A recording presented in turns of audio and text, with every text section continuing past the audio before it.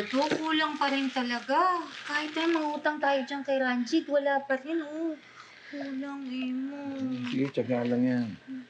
Diyos ko, anong gagawin natin? Ngayon na yung deadline na binigay ni Sally para magbayad tayo ng ransom.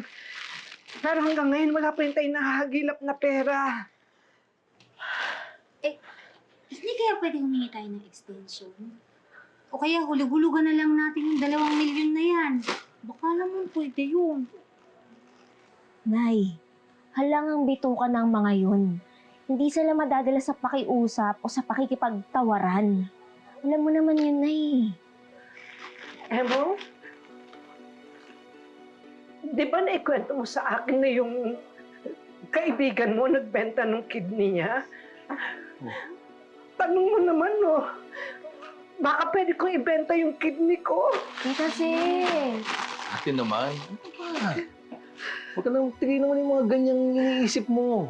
Alam mo, kung nasan man si Lilet, hindi niya gugustuhin saktan o ipahamak mo yung sarili mo para matubos lang siya. Hindi na, relax ka lang. Wala na kasi akong maisip na ibang solusyon.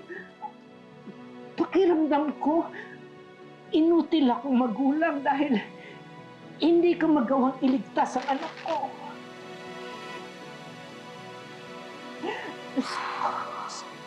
Right now, ikaw lang ang may communication sa mga kidnappers.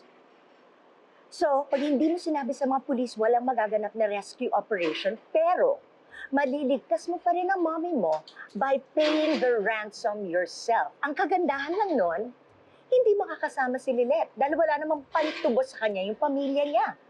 And there's a big chance that they'll just get rid of her dahil wala na silang pakinabang sa kanya. Hindi ko kaya yung pinapagawa niyo sa akin, Mrs. Engano. And as much as I hate Lilet, I cannot be responsible for her death.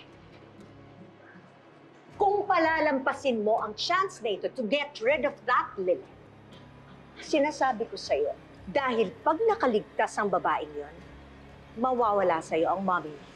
And you will lose Meredith forever.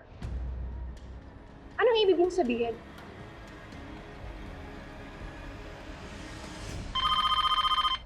Ate, nakita ko ang cellphone po.